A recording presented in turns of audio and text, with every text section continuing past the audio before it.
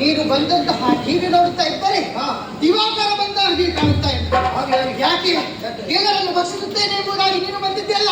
ನಮ್ಮಲ್ಲಿ ದೊಡ್ಡ ದಿವಾಕರ ಇದ್ದಾನೆ, ಎದುರಿಸುತ್ತೀಯ ಸಾಮರ್ಥ್ಯ ಉಂಟ, ಹಾಗಾದ್ರೆ ಎದುರಿಸ. ನೀನು ರಕ್ಷಿಸುತ್ತೇನೆ.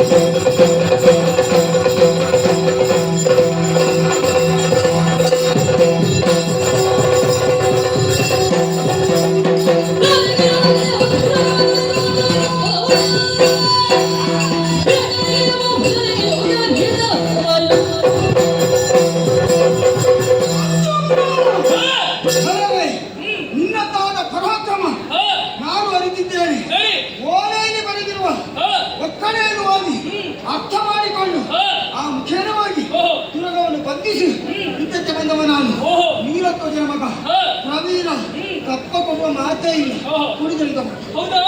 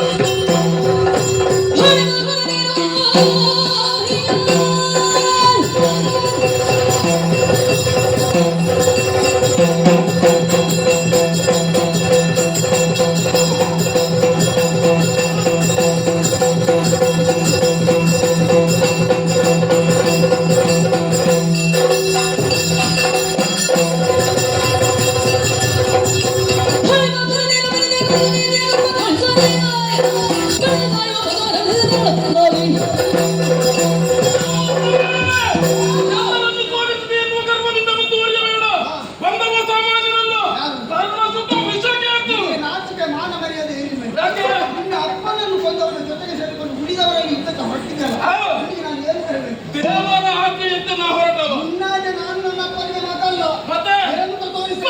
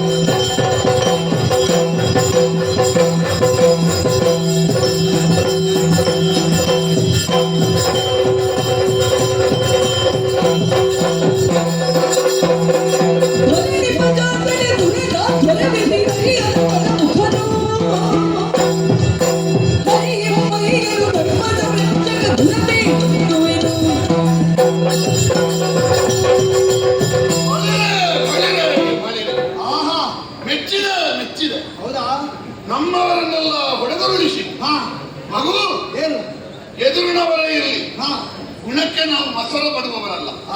ನಿನ್ನ ವೀರತನಕ್ಕೆ ಮೆಚ್ಚಿದೆ. ಆದರೆ ನಾವು ಒಮ್ಮೆಲೆ ಪ್ರಕಾಶಿಸುವುದಲ್ಲ ಮಗು. ಮತ್ತೆ ಯಾವಾಗಲೂ ಯಶಸ್ಸು ಎನ್ನುವುದು ಹಂತ ಹಂತವಾಗಿ ಸಿಗಬೇಕು. ಖಂಡಿತ ಒಮ್ಮೆಲೆ ಪ್ರಕಾಶಿಸಿದ್ರೆ ಅದಕ್ಕೆ ವಿಕೃತ ಅಂತ ಹೆಸರು. ಹೌದು, ನಂದಿ ಹೋಗುವ ದೀಪಕ್ಕೆ ಪ್ರಕಾಶ ಹೆಚ್ಚು ಅಂತ ಒಂದು ಮಾತು ಹೇಳ್ತಾರೆ. ಹಾಗಾಗ ಕೂಡದು ನಿನ್ನ ಬದುಕು. ನಿನಗೆ ಪ್ರಾಯ ಎಷ್ಟಾಯ್ತು? ಯಾಕೆ ಅಲ್ಲ, ಇನ್ನು ಸಣ್ಣವಲ್ಲ. ಸಣ್ಣ ಪ್ರಾಯ. ಅವ್ರು ಸಣ್ಣ ಪ್ರಾಯದವರೆಲ್ಲ ತುಂಬಾ ಬದುಕಬೇಕು ಅಂತ ಹಂಬಲಿಸುವವರು ನಾವು. ನಾವು ಅಶ್ವಮೇಧ ಕೈಗೊಳ್ಳುವ ಹಿಂದಿನ ಉದ್ದೇಶ ಹೇಗೆ? ಎಷ್ಟೋ ಮಂದಿಯ ರಕ್ತಕ್ಕೆ ಕಾರಣರಾಗಿದ್ದೇವೆ, ಎಷ್ಟೋ ಮಂದಿಯ ಕೊಲೆಗೆ ಕಾರಣರಾಗಿದ್ದೇವೆ. ಅದು ಮತ್ತೆ ಮುಂದುವರಿಯ ಕೂಡ. ಅದರಲ್ಲಿ ಕೊನೆಗೆ ಆ ವಾಕ್ಯ ಬರ್ತದೆ. ಯಾವುದು ಅಂತ? ಮಲ್ಪುಳ್ಳ ಭಟರು ಕಟ್ಟಬೇಕು, ಹೌದು. ಹೊಲಗಿನರು ಕಪ್ಪ ಕೊಟ್ಟು ಕಾಲಿಗೆಡಬೇಕು. ಹೌದು. ಆ ವಾಕ್ಯವನ್ನು ಬಿಡ್ತಿದ್ರೆ ಈ ಪ್ರಕರಣ ಆಗ್ತಿರ್ಲಿಲ್ಲ. ಸಮಸ್ಯೆ ಮಲ್ಪುಳ್ಳ ಭಟರು ಕಟ್ಟಿ ಕಾದುವುದು ಎನ್ನುವ ವಾಕ್ಯವನ್ನು ನೋಡಿದ ಪ್ರಾಜ್ಞರೆಲ್ಲ ಅರ್ಥ ಮಾಡಿಕೊಳ್ತಾರೆ ಅಂತ ಭಾವಿಸಿದ್ವಿ ನಾವು. ಮಲ್ಪುಳ್ಳವರು ಕಟ್ಟುವುದಂದ್ರೆ ಎಂಥದ ಅರ್ಥ? ಯಾವ ರೀತಿಯಾಗಿ? ಕೇವಲ ರಟ್ಟೆಯ ಪ್ರಾಣ ಮಾತ್ರ ಅಲ್ಲ, ಸಾಕಾಗುವುದಿಲ್ಲ. ಬಿಟ್ಟದ್ದು ಯಾರು? ಪಾಂಡವರು. ಆ ಪಾಂಡವರು ಬಿಡು, ಧರ್ಮರಾಯ. ಧರ್ಮರಾಯನ ಎದುರು ಒಬ್ಬ ಬಲ ಉಂಟು ಅಂತ ಹೇಳಬೇಕಾದ್ರೆ ರಟ್ಟೆಯ ಬಲ ಇದ್ರೆ ಸಾಲದು. ಯೋಚಿಸು ನೀನು. ಕುರುಕ್ಷೇತ್ರದಲ್ಲಿ ಕೌರವನೊಂದಿಗೆ ಎಷ್ಟು ಸೇನೆ ಸೇರಿತ್ತು? 11 ಅಕ್ಷೋಹಿಣಿ ಸೇನೆ ಸೇರಿತ್ತು. ನಮ್ಮಲ್ಲಿ ಎಷ್ಟು ಸೇರಿದ್ದಾರೆ? 7 ಅಕ್ಷೋಹಿಣಿ. ಗೆದ್ದದ್ದು ಯಾರು? ಪಾಂಡವ. ಯಾಕೆ ಗೆದ್ದರು? ಕೃಷ್ಣ ಇದ್ದ ಒಂದು ಧರ್ಮ ಇರ್ಲಿಲ್ವಾ?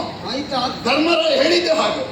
ನಾವು ಆಯುಧ, ನಾವು ಸೇನೆ ಇದೆಲ್ಲ ಇದ್ದರೂ ಧರ್ಮದ ಬಲದಿಂದ ಗೆಲ್ತೇವೆ ಅಂದ್ರೆ ಮಗು. ಬಲುಹುಳ್ಳ ಭಟರು ಕಟ್ಟುವುದು ಎನ್ನುವ ಆ ವಾಕ್ಯದ ಹಿಂದಿನ ವ್ಯಾಖ್ಯಾನ ಏನು ಅಂತ ಕೇಳಿದ್ರೆ ಧಾರ್ಮಿಕವಾಗಿಯೂ ಧರ್ಮರಾಯನಿಗಿಂತ ಹೆಚ್ಚು ಬಲ ಇರಬೇಕು ಮಗು. ಅಂದ್ರೆ ಧಾರ್ಮಿಕವಾಗಿ ಧರ್ಮರಾಯನಿಗಿಂತ ಹೆಚ್ಚು ಬಲ ಇದ್ದವ ಏನು ಮಾಡ್ತಾನೆ ಗೊತ್ತುಂಟ? ಧರ್ಮರಾಯನಾಗೆ ಮಾತಾಡ್ತಾನೆ. ವಿರೋಧಿಯಾದರೂ ಬಡತನವೇ ಸಾಕು, ದೊರೆತನ ಸುಡಲಿನ್ನು ಕುರುರಾಯ ಸುಖಿಯಾಗಿರ್ತ ಅಂತ ಕೇಳಿದರೆ ಸಾಕು, ಕೆಟ್ಟವನಾದ ಕೌರವನಾದ್ರೂ ಸುಖವಾಗಿರ್ಲಿ ಅಂತ ಹೇಳಿದ. ಧರ್ಮರಾಯನಿಗಿಂತ ಹೆಚ್ಚು ಧರ್ಮ ಇದ್ದವ. ಧರ್ಮರಾಯನ ಅಶ್ವಮೇಧದ ಕುದುರೆ ನೋಡಿದ್ರೆ ಕಟ್ಟಿ ಹಾಕಿ ಆ ಬಲ ಉಂಟಾ ಅಂತ ಕೇಳಿದನು. ನೀವು ಅದರಲ್ಲಿ ಇಲ್ಲ ಅಂತ ತೋರಿಸಿದ್ರಿ. ಈಗ ಯಾವ್ದಾದ ಅಶ್ವವನ್ನು ಕಟ್ಟಿ ಒಂದು ವೇಳೆ ನಿಮ್ಮನ್ನು ನಾವು ಸೋಲಿಸಿದೆ ಅಂತಾದ್ರೆ ನಾವು ಸುಮ್ಮನೆ ಇರುವುದಕ್ಕಾಗುದಿಲ್ಲ. ಆ ಯಾಗವನ್ನು ಪರಿಸಮಾಪ್ತಿ ಮಾಡಬೇಕೆನ್ನುವಂತ ಅರ್ಹತೆ ಯೋಗ್ಯತೆ ಅವರಲ್ಲಿ ಇರಬೇಕು ಅಂತ ಹೇಳೋದು ಒಂದು ಹಾಗೆ. ಇನ್ನೊಂದು ನಮಗೆ ವಿಶ್ವಾಸ ಉಂಟು. ಏನು? ಧರ್ಮರಾಯನನ್ನು ಯಜ್ಞ ದೀಕ್ಷಿತನಾಗಿ ಕುಳಿತುಗೊಳಿಸಿದ ಮೇಲೆ ಆ ಜಾಗಕ್ಕೆ ಮತ್ತೊಂದು ಜನ ಬರಲಿ ಅಂತ ಕೃಷ್ಣನು ಅಪೇಕ್ಷಿಸಿರ್ಲಿಕ್ಕಿಲ್ಲ. ಅದೇ ನೋಡು ಮಗು, ನೀನು ಹೇಳಿದಲ್ಲಿ ತಪ್ಪಿಲ್ಲ. ಧರ್ಮರಾಯನ ಆ ವಯೋಮಿತಿಯಲ್ಲಿ ಅವನ ಆ ಮನಸ್ಸಿಗೆ ಅನುಗುಣವಾಗಿರುವಂತಹ ವ್ಯಕ್ತಿಗಳು ಧರ್ಮರಾಯನ ಕುರಿತಾಗಿ ಹಾಗೆ ಆಡ್ತಾರೆ. ಯಾಕೆ?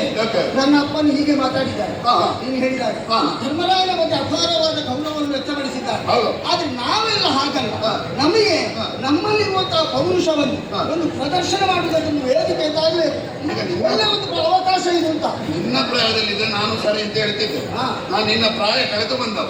ಅದಕ್ಕಿಂತಲೂ ಹೆಚ್ಚಾಗಿ ನಿನ್ನಂತೆ ಪ್ರಖರವಾಗಿ ಪ್ರದೀಪ್ತಿಯಿಂದ ಪರಾಕ್ರಮವನ್ನು ಪ್ರಕಾಶಿಸಿದ ಒಬ್ಬ ಮಗನನ್ನು ಅರ್ಧಾಯುಷ್ಯದಲ್ಲೇ ಕಳೆದುಕೊಂಡ ಅಪ್ಪ. ಒಳ್ಳೆಯವ ಕೆಟ್ಟವ ಎನ್ನುವುದು ವಿಷಯವೇ.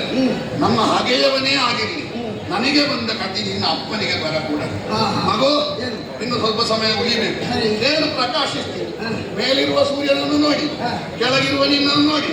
ಒಂದು 2 ತಿಂಗಳು ಕಳೆದಾದ್ರೆ ಯಾರಾದ್ರೂ ಕೇಳಬೇಕು, ದಿವಾಕರ ಅವನೇ ಇವನು, ದಿವಾಕರ ನಾರಾಯಣ. ಹಾಗೆ ಕೇಳುವಾಗೆ ಉಳಿಬೇಕು ಅಂತ ಕೇಳಿ ಸ್ವಲ್ಪ ಸ್ವಲ್ಪ ಸ್ವಲ್ಪ ಕುದುರೆ ಬಿಟ್ಟು ಹೋಗ್ಬೇಕು.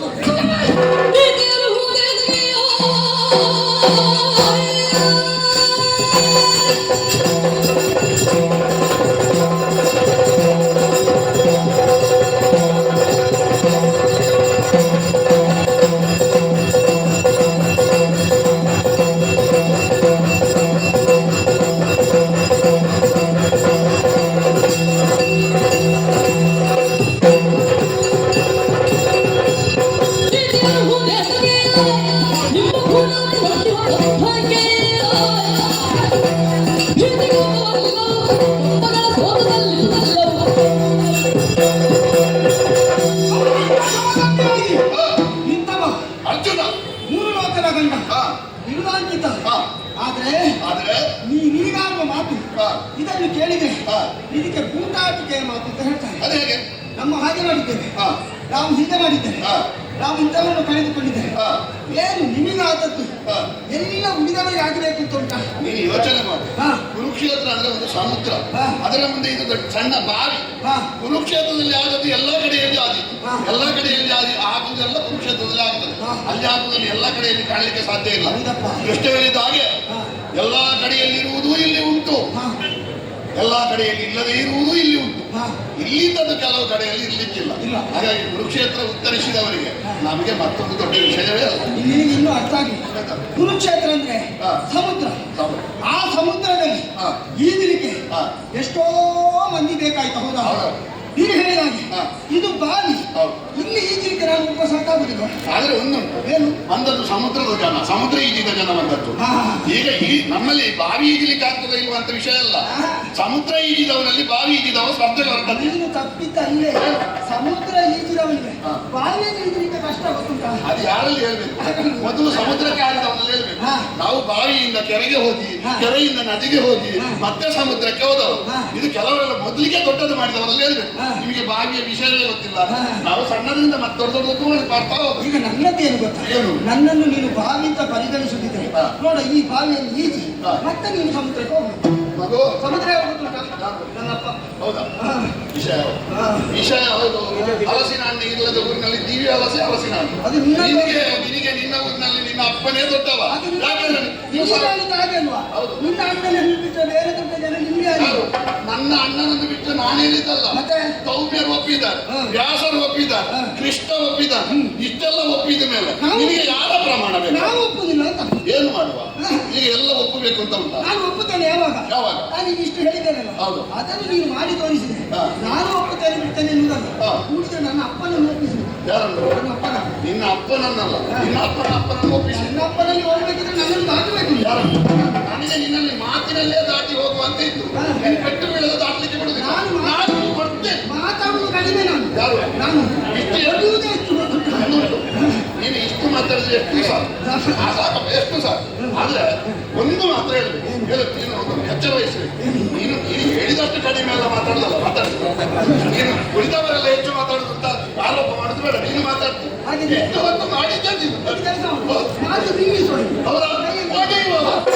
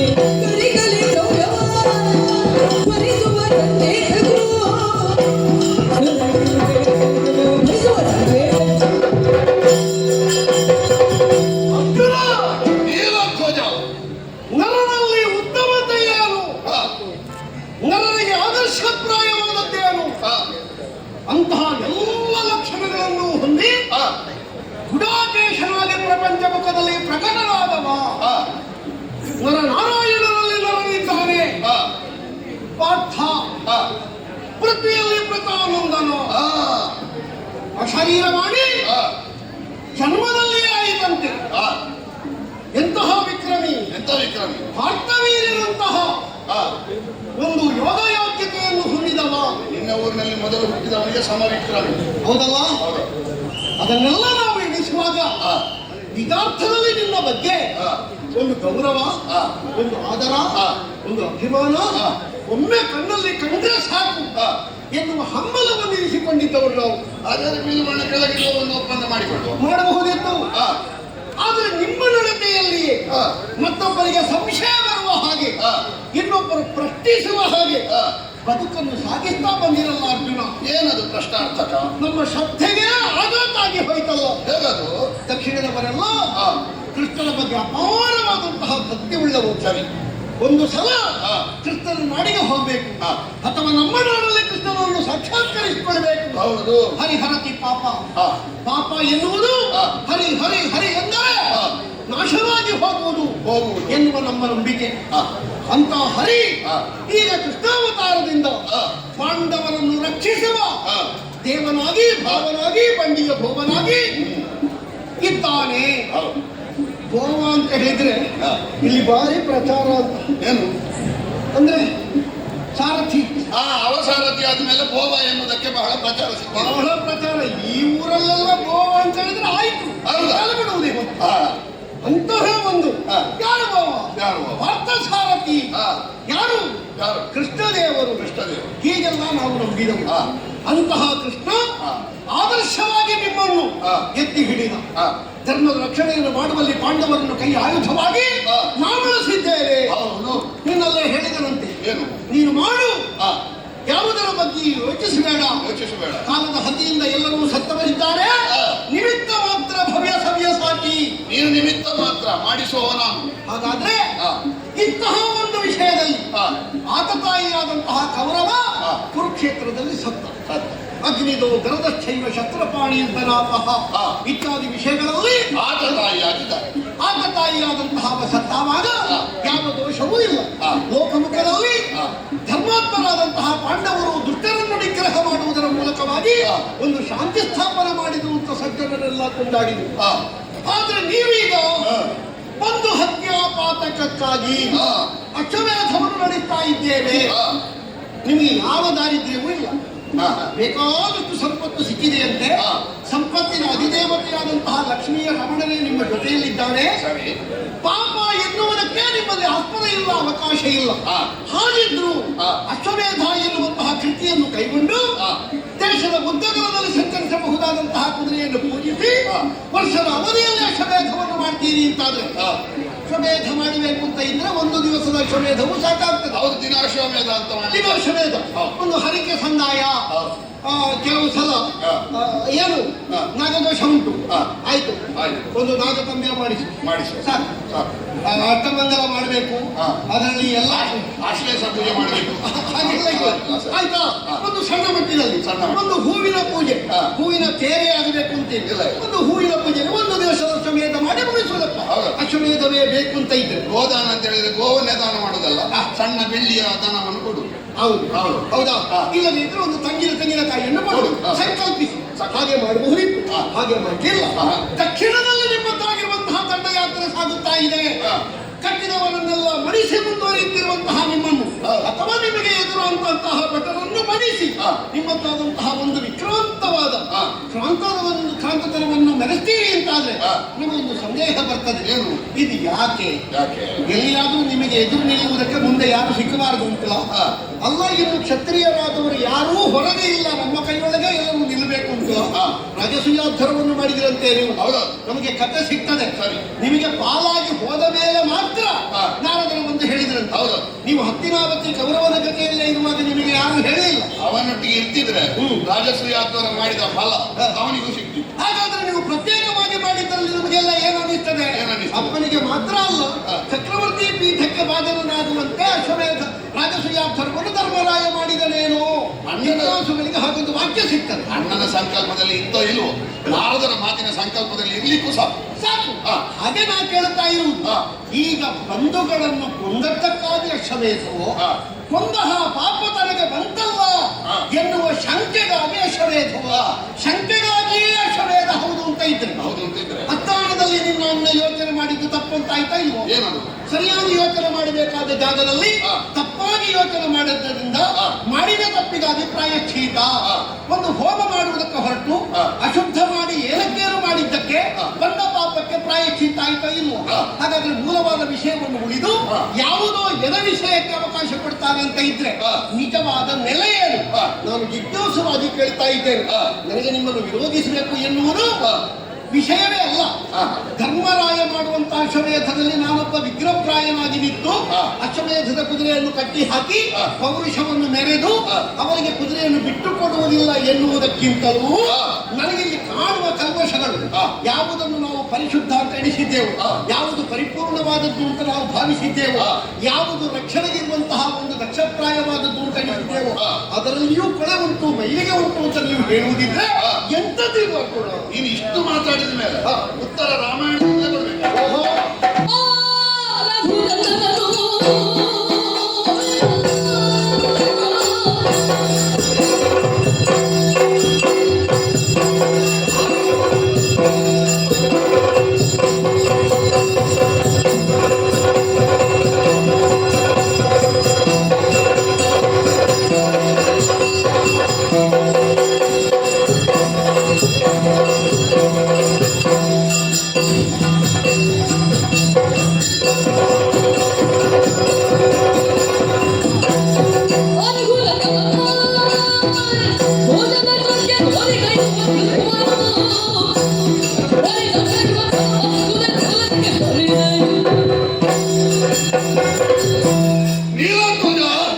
ಅರ್ಜುನ ಮಹಾನುಭಾವ, ಈ ಪ್ರಪಂಚದಲ್ಲಿ ಪ್ರಶ್ನೆ ಬರುವುದು ಸಹಜ. ಆದ್ರೆ ಬಂದಂತಹ ಪ್ರಶ್ನೆಗಳಿಗೆಲ್ಲ ಉತ್ತರ ಕೊಡಬೇಕಾದಂತಹ ಸಮರ್ಥನೀಯವಾದಂತಹ ಜಾಗದಲ್ಲಿ ಇದ್ದವ ಉತ್ತರ ಕೊಡಬೇಕು. ಹಾಗೆ ಉತ್ತರ ಕೊಟ್ಟ ಮೇಲೂ ಪ್ರಶ್ನೆ ಉಳಿಯುವುದಿಲ್ಲ ಅಂತ ಅಲ್ಲ. ಯಾಕೆ? ಪ್ರಶ್ನೆ ಮತ್ತೊಂದು ಮುಖದಲ್ಲಿ ಹುಟ್ಟಿಕೊಳ್ತದೆ ಅಲ್ವಾ? ಅಶೋಕಾವನಿತ ನ್ಯಾಯ. ಎಲ್ಲಿಟ್ಟರೂ ಪ್ರಶ್ನೆ ಮಾಡುವವರಿಗೆ ಪ್ರಶ್ನೆಯಾಗಿ ಉಳಿಯುತ್ತದೆ. ಯಾವುದು ಗೌಣ ಯಾವುದು ಪ್ರಧಾನ ಅಂತ ವಿಷಯ. ಈಗ ರಾಮನಿಗೆ ಅಪವಾದ ಬರಲಿಲ್ವ? ರಾವಣನೊಂದಿಗಿದ್ದಂತಹ ಸೀತೆಯನ್ನು ತಂದ ರಾಮ ಸರಿ ಇಲ್ಲ ಅಥವಾ ಸೀತೆ ಸರಿ ಇಲ್ಲ, ಹೀಗೆಲ್ಲ ಅಪವಾದ ಬಂದದ್ದಕ್ಕೆ ಪ್ರಾಯಶ್ಚಿತವೂ ಮಾಡಿಕೊಂಡಿದ್ದಾನೆ. ಆದ್ರೆ ಈಗಲೂ ಅಪವಾದ ಇಲ್ವಾ? ಗರ್ಭಿಣಿಯಾದ ಸೀತೆಯನ್ನು ಬಿಟ್ಟಂತ ರಾಮ ಒಬ್ಬ ಮನುಷ್ಯನ ಅಂತ ಕೇಳುವವರಿಲ್ವಾ? ರಾಮ ಒಬ್ಬ ಮಾನವೀಯತೆ ಇದ್ದವನು ಅಂತ ಕೇಳುವವರಿಲ್ವಾ? ಆದ್ರೆ ವಶಿಷ್ಠರು ಸುದೀರ್ಘವಾದ ಮೇಲೆ ಈಗಲೂ ಈಗ ಇನ್ನು ಮುಂದಿನ ಯುಗದಲ್ಲಿಯೂ ಕೇಳಿಯಾರ ರಾಮ ಒಂದು ಗರ್ಭಿಣಿ ಸೀತೆಯನ್ನು ಬಿಡುವುದ ಅಂದ್ರೆ ಹೇಳುವ ಒಂದು ಪುಟವು ರಾಮಾಯಣ ಬಿಡಿಸಿರುವುದಿಲ್ಲ, ಅದು ವಿಷಯ ಬೇರೆ. ಪ್ರಶ್ನೆ ಕೇಳಲಿಕ್ಕೇನು ಕೇಳಬಹುದು. ಗರ್ಭಿಣಿ ಸೀತೆಯನ್ನು ಬಿಡಬಹುದು ಅಂತ ಪ್ರಶ್ನೆ ಕೇಳುವಾಗ ಹೊಟ್ಟೆ ಬಾರದೆ ಇದ್ದ ಹೆಂಡತಿಯನ್ನು ಯಾರು ಬಿಡಬಹುದು ಅಂತ ಅಲ್ವಾ? ಅಲ್ಲ, ಒಂದು ಮಾನವೀಯತೆ ಉತ್ತುಂಗವಾಗಿ ಕೇಳುದ ಅಲ್ವಾ? ಹಾಗೆ ಪ್ರಶ್ನೆ ಇರ್ತದೆ. ಆದ್ರೆ ಸೀತೆಯನ್ನು ಬಿಡದೇ ಇದ್ರೆ ಬರುವ ಅಪವಾದ ಸೀತೆಯನ್ನು ಬಿಟ್ಟರೆ ಬರುವ ಅಪವಾದಕ್ಕಿಂತ ದೊಡ್ಡದು ಎನ್ನುವ ಕಾರಣಕ್ಕಾಗಿ ರಾಮ ಬಿಟ್ಟ. ಯಾವುದು ಮೇಲೆ ಯಾವುದು ಕೆಳಗೆ ಅಲ್ವಾ? ಯಾವುದು ಗ್ರಾಹ್ಯ ಯಾವುದು ಅಸ್ವೀಕಾರ್ಯ. ಸರಿ, ನೀನು ಹೇಳಿದ್ದು ಕೃಷ್ಣ ಶ್ರದ್ಧೆಯಿಂದ ಹೇಳಿದ್ದು ಎಲ್ಲವೂ ಸರಿ. ಆದ್ರೆ ಈಗ ಒಂದು ನಾವು ಪೂಜೆ ಮಾಡ್ತೇವೆ. ಪೂಜೆ ಮಾಡಿದ ಮೇಲೆ ಒಂದು ಕೊನೆಗೆ ಹೇಳುವುದಿಲ್ವ? ಜ್ಞಾತವಾಗಿಯೋ ಅಜ್ಞಾತವಾಗಿಯೋ ಯಾವ ದೋಷ ಇದ್ರೂ ಒಂದು ಮನ್ನಿಸಬೇಕು, ಕ್ಷಮಿಸಬೇಕು ಅಂತ ಕೇಳುವುದಿಲ್ವಾ? ಮಾಡಿದ ಅಡುಗೆಯಲ್ಲಿ ಲೋಪದೋಷ ಇದ್ರೆ ಅಲ್ವಾ? ಅದನ್ನೆಲ್ಲ ನಿನ್ನ ಹೊಟ್ಟೆಗೆ ಹಾಕಿಕೊಂಡು ಅಮೃತ ಕಿರಣವನ್ನೇ ನಮ್ಮ ಮಡಿಲಿಗೆ ಹಾಕಿ ಉತ್ತರೋತ್ತರವಾದಂತಹ ಯಶಸ್ಸನ್ನು ಕೊಡಬೇಕು ಅಂತ ಶ್ರದ್ಧಾಭಕ್ತಿಯಿಂದ ಹಿರಿಯರೆಲ್ಲ ಕೈ ಮುಗಿದು ಪ್ರಾರ್ಥನೆ ಮಾಡಿ ಮತ್ತೆ ಬಡಿಸಿದ್ದನ್ನು ಊಟ ಮಾಡ್ತಾರೆ ಅಲ್ವಾ? ರಘುನಂದನ ಒಂದು ಅಶ್ವಮೇಧ ಮಾಡಿ ಯಾಕೆ ಮಾಡಿದ? ರಾವಣ ವಧೆ ಮಾಡಿದ ಮೇಲೆ ಬ್ರಹ್ಮ ಹತ್ಯಾ ಪಾಠ ಇದು ಬರ್ತದೆ ಎನ್ನುವ ಭಾವನೆಯಿಂದ ಮಾಡಿ ಅಲ್ವಾ? ಅಲ್ಲಿ ಬ್ರಾಹ್ಮಣ ವಂಶದಲ್ಲಿ ಬ್ರಾಹ್ಮಣನಾದಂತಹ ರಾವಣ ಬ್ರಾಹ್ಮಣನಾದದ್ದರಿಂದ ನಾ ಕೊಂದೆ ಮಾತ್ರ ಅಲ್ಲ, ನಾ ಕೊಂದವ ಬ್ರಾಹ್ಮಣನಾದದ್ದರಿಂದ ಬ್ರಹ್ಮ ಹತ್ಯಾ ದೋಷ ಎನ್ನುವುದಕ್ಕಾಗಿ ಒಂದು ಅಶ್ವಮೇಧ ನಡೆಯಿತು. ಸರಿ, ಒಪ್ಪಿಕೊಳ್ಳು.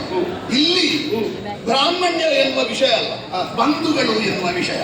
ನೀನು ಏನು ಹೇಳಲಿಕ್ಕೆ ಹೊರತಿದ್ದಿ ಅಂತ ಹೇಳಿದ್ರೆ ಕೌರವನನ್ನು ಕೊಂದ್ರೆ ಏನು ತಪ್ಪು? ಕೌರವನನ್ನು ಕೊಂದ್ರೆ ತಪ್ಪುಂಟೋ ಇಲ್ಲೋ ಎನ್ನುವುದಕ್ಕಿಂತ ಅವರು ಒಬ್ಬನೇ ಸತ್ತದ್ದಲ್ಲ. ಅಲ್ಲ ಅಲ್ಲ ಅಲ್ಲ ನಮ್ಮ ಅಜ್ಜ ಸತ್ತಿದ್ದಾರೆ, ಹೌದು. ನಮ್ಮ ಗುರುಗಳು ಸತ್ತಿದ್ದಾರೆ, ಸರಿ. ನಮ್ಮ ದೊಡ್ಡಪ್ಪನ ಮಕ್ಕಳು ಸತ್ತಿದ್ದಾರೆ, ನನ್ನ ಮಗ ಸತ್ತಿದ್ದಾನೆ, 5 ಜನ ಪಾಂಡವರ ಮಕ್ಕಳಾದ ಉಪ ಪಾಂಡವರು ಸತ್ತಿದ್ದಾರೆ. ಉಳಿದದ್ದು ಬೆರಳಿನಿಗೆ ಒಂದು 8-9 ಜನ ನಮ್ಮನ್ನು ಸೇರಿಸಿ ಸರಿ. ಆ ಪಕ್ಷ ಈ ಪಕ್ಷ 18 ಅಕ್ಷೋಹಿಣಿಯಲ್ಲಿ ಒಂದು 8-9 ಜನ ಉಳಿದರು. ಇಷ್ಟೆಲ್ಲ ದೊಡ್ಡದಾದಂತಹ ನಾಶ, ಇದಕ್ಕೆ ಕಾರಣ ಏನು? ನಿರ್ಣಯ ಮಾಡಿದವ ಕೌರವನೇ ಇರಬಹುದು. ಆ ನಾಶದ ಪರಿಣಾಮದಿಂದ ಬಂದ ಫಲವನ್ನು ಅನುಭವಿಸುವವ ಯಾರು? ಧರ್ಮರಾಯ. ಧರ್ಮರಾಯ ಅಂದ್ರೆ ಹಾಗೆ. ಈಗ ರಾಮ ಅಶ್ವಮೇಧ ಮಾಡಿದವ ತ್ರೇತಾಯುಗದಲ್ಲಿ ಮುಗಿದು ಹೋದ ಅಂತ ನಾವು ಭಾವಿಸುವುದು. ರಾಮ ತ್ರೇತೆಯಲ್ಲಿ ಮುಗಿಲಿಲ್ಲ ನೀಲಧ್ವಜ. ರಾಮ ದ್ವಾಪರ ಯುಗದಲ್ಲಿ ಧರ್ಮರಾಯನ ರೂಪದಲ್ಲಿ ಹುಟ್ಟಿದ್ದಾನೆ ಅಂತ ನಾವೆಲ್ಲ ಭಾವಿಸುವುದು. ಧರ್ಮದ ಬೀಜವನ್ನು ಬಿತ್ತಿದಂತಹ ರಾಮನ ಮೇಲೆ ಅಶ್ವಮೇಧ ಮಾಡುವುದಕ್ಕೆ ತೊಡಗಿದಂತಹ ಧರ್ಮರಾಯನ ಮುಖದಲ್ಲಿ ಕಾಣಿಸ್ತಾ ಇದೆ. ಧರ್ಮರಾಯನನ್ನು ಯಾರೆಲ್ಲ ಒಪ್ಪಿಕೊಂಡಿದ್ದಾರೆ ಅಂತ ಕೇಳಿದ್ರೆ ದೊಡ್ಡ ದೊಡ್ಡವರ ವಿಷಯ ಬಿಡು, ವ್ಯಾಸರ ವಿಷಯ ಬಿಡು, ದೌಮ್ಯರ ವಿಷಯ ಬಿಡು, ಕೃಷ್ಣನ ವಿಷಯ ಬಿಡು. ಒಂದು ಸಲ ನಾವು ದ್ವೈತವನದಲ್ಲಿ ಇದ್ದು ಬೇಟೆಯಾಡ್ತಾ ಇದ್ದೇವೆ. ಕ್ಷತ್ರಿಯರಿಗೆ ಅದು ತಪ್ಪಲ್ಲ. ಬೇಟೆಯಾಡಿದ್ದು ನಾನು ಮತ್ತು ನನ್ನ ಅಣ್ಣನಾದ ಭೀಮಸೇನ. ಆ ಪ್ರಾಣಿಗಳು ಕನಸಿನಲ್ಲಿ ಬಂದದ್ದು ನಮ್ಮ ಕನಸಿನಲ್ಲಿ ಅಲ್ಲ, ಅಣ್ಣನ ಕನಸಿನಲ್ಲಿ ಬಂದದ್ದು. ನಿನ್ನ ತಮ್ಮಂದಿರು ಹೀಗೆ ಬೇಟೆಯಾದ್ರೆ ನಮ್ಮ ಸಂತತಿಯೆಲ್ಲ ನಾಶ ಆಗ್ತದೆ. ಏನು ಮಾಡಿದ ನಮ್ಮ ಧರ್ಮರಾಯ? ನಮ್ಮಣ್ಣ ದ್ವೈತವನದಿಂದ ನೇರ ಕಾಮ್ಯ ಕಾವನಕ್ಕೆ ಹೋದ. ಅಂದ್ರೆ ಧರ್ಮರಾಯನ ಮಾನವೀಯತೆಯನ್ನು ಪ್ರಾಣಿಗಳು ಒಪ್ಪಿಕೊಂಡಿವೆ. ಅಲ್ಲಿಯೂ ಬೇಟೆಯಾಡಿದ್ದೆ. ಬೇಟೆಯಾಡಿದ್ರೆ ಸಂತತಿ ನಾಶ ಆಗುವವರೆಗೆ ಬೇಟೆಯಾಡ್ಲಿಕ್ಕಿಲ್ಲ. ಈಗ ಹಿಂಸೆ ಮಾಡಬಾರ್ದು ಅಂತ ಉಂಟು, ವೇದ ಪ್ರತಿಪಾದ್ಯವಾದ ಹಿಂಸೆ ಮಾಡಬಾರ್ದು ಅಂತ ಉಂಟು. ಅಶ್ವಮೇಧದ ಕೊನೆಗೆ ಸ್ವಲ್ಪ ಕುದುರೆಗೂ ನೋವು ಮಾಡ್ಲಿಕ್ಕಿಲ್ವ? ಅದು ವೇದ ಪ್ರತಿಪಾದ್ಯವಾದ ಹಿಂಸೆ. ಹಾಗಾಗಿ ನಾಶ ಆಗುವಷ್ಟು ದೊಡ್ಡ ಹಿಂಸೆ ಮಾಡಕೂಡದು ಎನ್ನುವುದಾಗಿ ಒಳಗಿಂದಲೇ ಯೋಚನೆ ಮಾಡ್ತಾ ಇದ್ದ. ಹೆಂಡತಿಗೆ ನೋವು ಕೊಡುವುದಿದ್ರು ಹೆರಿಗೆಯ ನೋವನ್ನು ಕೊಡಬಹುದು ಅಲ್ವಾ? ಆ ಒಂದು ಭಾವನೆಯಿಂದ ಮಾಡು. ನೀನು ಯೋಚಿಸು. ಕುರುಕ್ಷೇತ್ರ ಯುದ್ಧ ಎಲ್ಲ ಮುಗಿದ ಮೇಲೆ ಈಗೊಂದು ಶಂಕೆ ಬಂತು. ಬರ್ಲಿಕ್ಕೆ ಕಾರಣ ಏನು ಗೊತ್ತು? ಏನು? ದುಃಖಪಟ್ಟವರು ತುಂಬಾ ಮಂದಿ ಇದ್ದಾರೆ. ಒಂದು ಹೆಣ್ಣು ಮಕ್ಕಳ ದುಃಖಕ್ಕೆ ಸಂಕೇತವಾಗಿ ಯಾರನ್ನು ತೋರಿಸಬಹುದು?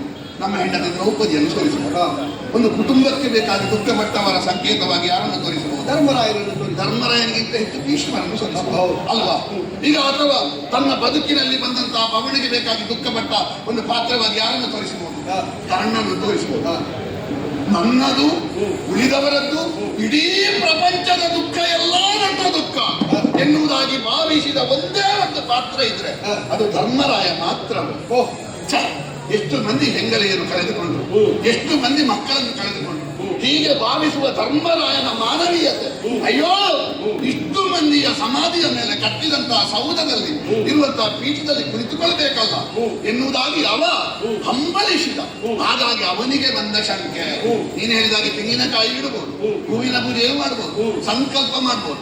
ಆದ್ರೆ ಮಾಡುವವ ಯಾರು? ಧರ್ಮರಾಯ. ಏನು ಇಲ್ಲದವ ತೆಂಗಿನಕಾಯಿ ಇಟ್ಟರೆ ಸರಿ. ಇಲ್ಲಿ ಹಟ್ಟಿಯಲ್ಲಿ 25 ಗೋವಿಟ್ಟುಕೊಂಡು ನಾನು ಗೋವಿನ ಲೆಕ್ಕದಲ್ಲಿ ಒಂದು ತೆಂಗಿನಕಾಯಿ ಕೊಡ್ತೇನೆ ಅಂತ ಹೇಳಿದ್ರೆ ಅವ ತಪ್ಪಿಸಿಕೊಳ್ತಾ ಇದ್ದಾನೆ ಅಂತ ಅರ್ಥ. ಚಕ್ರವರ್ತಿ ಪೀಠದಲ್ಲಿರುವ ಧರ್ಮರಾಯನಿಗೆ ಬಂದ ಶಂಕೆಯ ನಿವಾರಣೆಗೆ ಬೇಕಾಗಿ ಅಶ್ವಮೇಧವೇ ಮಾಡಿದೆ. ನೀನೊಂದು ಪ್ರಸ್ತಾಪ ಮಾಡಿದೆ. ನಾನು ಹುಟ್ಟುವಾಗಲೇ ಒಂದು ಅಶರೀರವಾಣಿ ಆಗಿದೆ, ಅದರಲ್ಲಿ ಒಂದು ಸೇರಿದೆ. ಈ ಮಗ ಮುಂದೆ ರಾಜಸೂಯ ಅಶ್ವಮೇಧಾದಿಗಳನ್ನು ಮಾಡ್ತಾನೆ ಅಂತ ಹೇಳಿದ್ರೆ ನಾನೇ ಮಾಡ್ತೇನೆ ಅಂತಲ್ಲ, ಪ್ರತಿನಿಧಿಯಾಗಿ ಹೋಗ್ತೇನೆ. ಇದು ಅಶರೀರವಾಣಿಯಲ್ಲೇ ಉಂಟು. ಅದನ್ನು ತಿಳಿದುಕೊಂಡು ನೀನು ಕುದುರೆಯನ್ನು ಇಟ್ಟುಕೊಡುವುದು ಒಳ್ಳೆಯದಲ್ಲ. ಈಗ ಅಶ್ವಮೇಧವನ್ನು ನಾನು ಆಕ್ಷೇಪ ಮಾಡ್ತಾ ಇಲ್ಲ. ನೀನು ಗುರುತರವಾದ ಹೊಣೆಗಾರಿಕೆಯನ್ನು ಹೊರುವುದಕ್ಕೆ ಅಸಮರ್ಥ ನನ್ನ ವಾದ ಅಲ್ಲ. ಈಗ ಧರ್ಮರಾಯನಿಗೆ ಬಂದ ಶಂಕೆ, ಬಂಧುಗಳನ್ನು ಕೊಂದೆನಲ್ಲ, ಬಂಧುಗಳನ್ನು ಕೊಂದೆನಲ್ಲ ಎನ್ನುವುದಕ್ಕಾಗಿ ಬಂದ ಶಂಕೆಯ ನಿವಾರಣೆಗಾಗಿ ಅಶ್ವಮೇಧವೋ, ಬಂಧುಗಳನ್ನು ಕೊಂದು ಬಂದ ದೋಷದ ಪರಿಹಾರಕ್ಕಾಗಿ ಅಶ್ವಮೇಧ? ಬಂಧುಗಳನ್ನು ಕೊಂದೆನಲ್ಲ ಎನ್ನುವ ಶಂಕೆಯ ನಿವಾರಣೆಗಾಗಿ ಅಶ್ವಮೇಧ. ಹಾಗಾದ್ರೆ ಶಂಕೆಯ ನಿವಾರಣೆಗಾಗಿ ಅಶ್ವಮೇಧ ಆದ್ರೆ ಕೊಂದದ್ದು ಸರಿ ಅಂತಾಗಿಲ್ವಾ?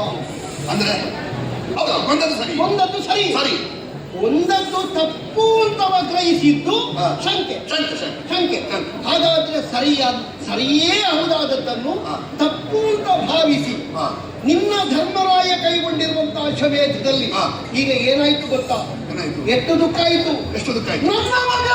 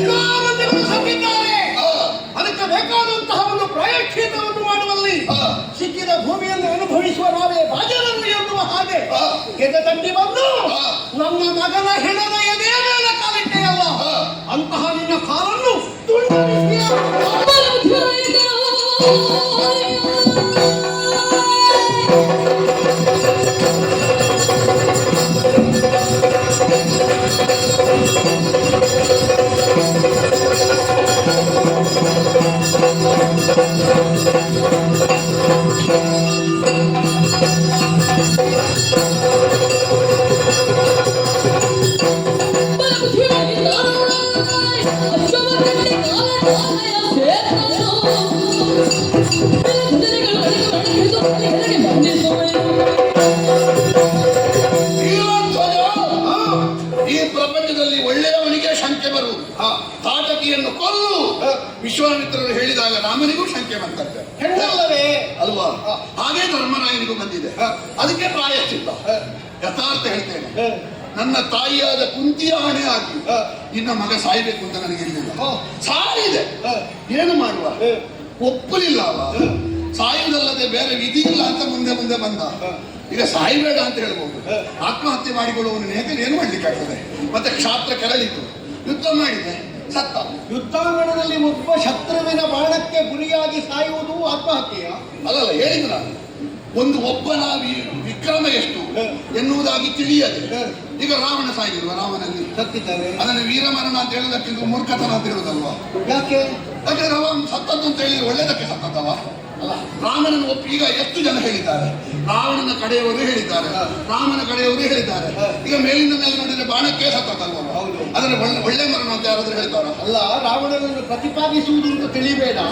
ಒಂದು ಅರ್ಥದಲ್ಲಿ ರಾವಣ ಧ್ಯೇಯ ವಾಕ್ಯವನ್ನು ಉಳಿಸಿಕೊಳ್ಳುವುದಕ್ಕೆ ಯಾವಾಗ ಆಗುವುದಿಲ್ಲ ಆಗ ರಾವಣತ್ವ ಸಾಯ್ಬೇಕು. ಹೌದು, ಸರಿ. ರಾವಣತ್ವ ಸತ್ತಿದೆ. ಆಂಶಿಕವಾಗಿ ಒಬ್ಬ ದೇಹದಾರಿಯೂ ಬಿದ್ದ. ಸರಿ, ಅಲ್ಲ, ರಾವಣನನ್ನು ಒಬ್ಬ ಸತ್ತ. ಇಲ್ಲಿ ಏನಾಯ್ತು ಗೊತ್ತಾ? ಈಗ ನಮ್ಮನ್ನು ಹುರಿದು ಬೀಸಿದ್ರಿ ಅಂತ ನೀವು. ಏನು? ಅಶ್ವಮೇಧ ಎನ್ನುವಂತಹ ಒಂದು ಪ್ರಕರಣದಲ್ಲಿ ಕುದುರೆಯ ಹಣೆಗೆ ಕಟ್ಟಿರುವಂತಹ ಲೇಖನದಲ್ಲಿ ಬಲಹುಳ್ಳವರು ಕಟ್ಟಿ, ನಾನು ಬೇಡ ಅಂತ ಹೇಳಿದ್ದೀನಿ. ಯಥಾರ್ಥಕ್ಕೆ ಇದರಲ್ಲಿ ಮುಚ್ಚುಮರೆ ಇಲ್ಲ. ಮತ್ತೆ ನಿನ್ನ ಮಾತು ನಿನ್ನ ಮಗನೇ ಕೇಳುವುದಿಲ್ಲ? ಅಲ್ಲ, ನನ್ನ ಮಗ ಅಂತ ಒಂದು ಊರಿಗೆ ಒಂದು ನ್ಯಾಯ ಅಂತ ಉಂಟು, ಒಂದು ನೀತಿ ಅಂತ ಉಂಟು. ನಮ್ಮ ಊರಿನ ಮೇಲೆ ಒಂದು ಕುದುರೆ ಬಂತು, ನಮ್ಮದಾದಂತಹ ಪರಾಕ್ರಮಕ್ಕೆ ಒಂದು ಸವಾಲುಂಟು, ಒಂದು ವಾಕ್ಯ ಬಂತು ಅಂತ ಒಬ್ಬ ಒಪ್ಪುತ್ತಾನ, ಒಬ್ಬ ಒಪ್ಪುದಿಲ್ವ ಅಂತಲ್ಲ. ಎಲ್ಲರೂ ತೀರ್ಮಾನ ಮಾಡಿದಾಗ ಬಹುಮತ ಎಲ್ಲಿಗೆ ಬರ್ತದೆ ಎನ್ನುವುದರ ಮೇಲೆ ಯಾವುದಾದ್ರೂ ಒಂದು ಸಿದ್ಧಾಂತ ಪ್ರತಿಷ್ಠಾಪನೆಯಾಗುವುದು. ಅಯ್ಯ, ಈಗ ಸವಾಲು ಅಂತ ಯಾವಾಗ ಆಗುದು? ನಾವು ದಿಗ್ವಿಜಯಕ್ಕೆ ಬಂದಿದ್ರೆ ಸರಿ, ಧಾರ್ಮಿಕ ಕಾರ್ಯಕ್ರಮದ ನಿಮಿತ್ತ ಬಂದದ್ದು.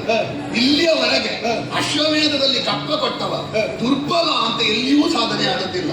ಅಶ್ವಮೇಧಕ್ಕೆ ಕಪ್ಪ ಕೊಡದೇ ಇದ್ರೆ ಯಜ್ಞಗಂಟಕ ಅಂತ ತುಂಬಾ ಕಡೆಯಲ್ಲಿ ಸಾಧನೆ ಆಗಿದೆ. ಅಲ್ಲ, ಹಾಗಲ್ಲ. ಮತ್ತೆ ನೀವು ದಿಗ್ವಿಜಯಕ್ಕೆ ಬನ್ನಿ, ಅಶ್ವಮೇಧದ ಧಾರ್ಮಿಕತೆಗೆ ಬನ್ನಿ. ಸೇನೆ ಉಂಟಾ? ಉಂಟು. ನಿಮ್ಮಲ್ಲಿ ಆಯುಧ ಉಂಟಾ? ಉಂಟು. ಬಲ ಇದ್ದವರು ಕಪ್ಪ ಕೊಡಬೇಕು ಅಂತ ಇಲ್ಲ, ಬಲಹೀನರಾದವರು ಕಪ್ಪ ಕೊಡಿ ಅಂತ ಹೇಳಿದವರ. ಬಲವಂತವರು ಕುದುರೆಯನ್ನು ಕಟ್ಟಿದ್ರೆ ನಾವು ವಿರೋಧಿಸ್ತೇವೆ ಅಂತ ಉಂಟಾ? ಸಾಕು, ಏನು ಯುದ್ಧಕ್ಕೊಂದು ನಾಂದಿ ಆಯಿತು ಅಂತ ಅಲ್ಲ, ಬೇರೆ ಬೇಕು ಅಂತ ಇಲ್ಲ. ನೋಡು, ಶಾಸ್ತ್ರ ಬೇರೆ, ಧಾರ್ಮಿಕತೆ ಬೇರೆ. ಸರಿ, ಧಾರ್ಮಿಕತೆಯು ಶಾಸ್ತ್ರವು ಒಟ್ಟಿಗೆ ಬಂದ್ರೆ ಧಾರ್ಮಿಕತೆಯನ್ನು ಬಿಟ್ಟು ಶಾಸ್ತ್ರ ಅಲ್ಲ. ಶಾಸ್ತ್ರವನ್ನು ಅವಲಂಬಿಸಿ, ಧಾರ್ಮಿಕತೆಯನ್ನು ಅವಲಂಬಿಸಿ ಶಾಸ್ತ್ರ ಇರಬೇಕು. ನಮಗೆ ಸಂಧಾನ ಬೇಕಿತ್ತ ಕೌರವನಲ್ಲಿ? ಇಲ್ಲ. ಹೊರತುಕೊಳ್ಬೋದಿತ್ತಲ್ಲ, ಯಾಕೆ ಸಂಧಾನ ಮಾಡಿದೆವು? ನಮ್ಮಲ್ಲಿ ಶಾಸ್ತ್ರ ಇದ್ರು ಧಾರ್ಮಿಕತೆ ಬೇಕು. ಅಯ್ಯ, ಒಂದು ಬರದ ಒಕ್ಕಡೆಯನ್ನೇ ಓದಿ ಅವಸರ ಮಾಡುವುದಿದ್ರೆ ನಾವು ಕೌರವನನ್ನು 15 ಸಲ ಕೊಲ್ಲಬೇಕಿತ್ತು. ಇಲ್ಲ, ಯಾಕೆ? ಆದಷ್ಟು ತಡೆದಿದ್ದೇವೆ. ಯಾಕೆ? ನಮ್ಮ ದೌರ್ಬಲ್ಯ ಅಲ್ಲ, ನಮಗೆ ವಿವೇಕ ಉಂಟು ಅಂತ ಅರ್ಥ. ಸ್ವಲ್ಪ ವಿವೇಕಿಯಾಗ, ಹೇಗೂ ಸಣ್ಣ ಹುಡುಗ ಕೇಳದೆ ಸತ್ತ, ನೀನು ಹಾಗಾಗಬೇಡ, ಯೋಚಿಸು. ಇಲ್ಲ, ಇಳಿದ ಮೇಲೆ ಚಳಿ ಉಂಟು ಅಂತ ಹೇಳುವ ಸ್ವಭಾವ ನಮ್ಮದಲ್ಲ. ಮಗನ ಮರಣಕ್ಕೆ ಪ್ರತಿಕ್ರಿಯೆಯಾಗಿ ಒಂದೋ ನಮಗೆ ಉತ್ತರ ಕ್ರಿಯೆ, ಇಲ್ಲದೆ ಉತ್ತರದವರ ಕ್ರಿಯೆ, ಎರಡರಲ್ಲಿ ಒಂದು ಮಾಡಲಿ. ನನಗೆ ಗೊತ್ತಿಲ್ಲ, ಪಾಂಡವರ ವಿರೋಧ ಕಟ್ಟಿಕೊಂಡು ಏನಾಗ್ತದೆ? ಇಳಿದ ಮೇಲೆ ಚಳಿ ಅಲ್ಲ. ನಮ್ಮ ಭೀಮ ಮಾತಾಡುವಾಗ ಉಲಗ ಪತಾಕನಾದ ಕೌರವ ನೀರಿನಲ್ಲಿ ನೀರಿನಲ್ಲಿ